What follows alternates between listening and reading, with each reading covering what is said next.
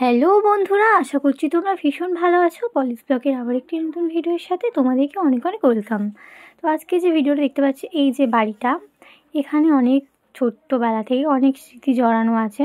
তো আজকে সেটাকে ভেঙে যেতে দেখে সত্যিই খুব কষ্ট হচ্ছে, কারণ পুরোনো জিনিস না ভাঙলে তো নতুন জিনিস গড়াটা সম্ভব নয়।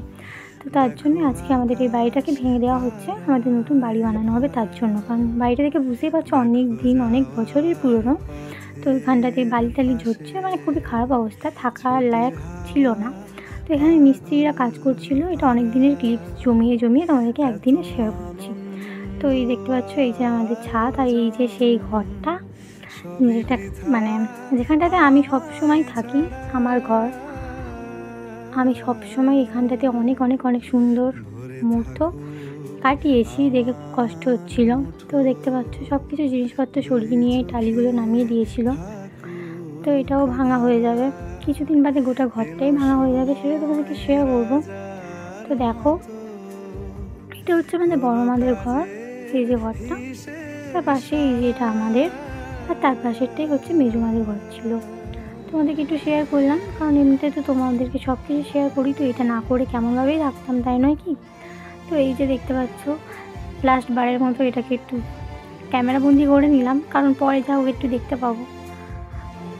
কারণ এটা ভেঙে নতুন হয়ে গেলে তো আর এগুলো দেখতে পাবো না।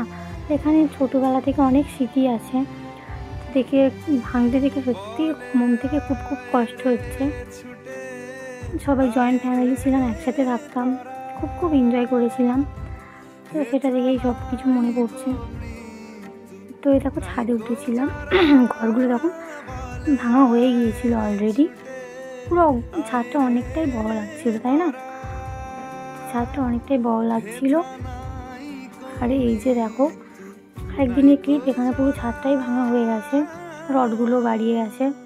এই যে নিচে আমাদের ঘরটা, এই যে এই ঘরটা আমাদের ছিল আর কি। তো এখন দেখতে পাচ্ছি এগুলো সব ভাঙা হয়ে গেছে, একটু বয়ে বয়ে অন্য জায়গায় সাইডে রাখছে। আর এই যে দেখতে পাচ্ছ, সবটাই ভাঙা, একটা কেউ নেই, ফাঁকা নিস্তব্ধ একটা বাড়ি। কিছুদিন পরে পুরো একটু ধূলিসাৎ হয়ে যাবে আর কি, কিছুই থাকবে না, তারপরে নতুন হবে। তো আপাতত কাজ চলেছে, এত দূরটা হয়েছে ভাঙাচোরা ঘর, এখনও বাকি আছে ভাঙতে। তো আর একটু টাইম লাগবে, হয়তো কিছুদিন, তোমাদেরকে সমস্তটা শেয়ার করব। তো চলো দেখতে থাকো। তো এখন হচ্ছে কি, সন্ধ্যাবেলা চলে এসেছিলাম ফুচকা নিয়ে, আজকে আমি ফুচকাওয়ালি হয়েছি। তো এখন আমাকে বলেছিল যে আলু সেদ্ধটা মাখানোর জন্য। তো এখানটাতে দেখতে পাচ্ছ যা যা লাগবে মশলাটা সব নিয়ে বসে গেছি এখন ফুচকা মাখাতে, আলু সেদ্ধটা। তো মাখিয়ে নিয়ে সবাইকে এখন ফুচকা বানিয়ে খাওয়াবো আমি।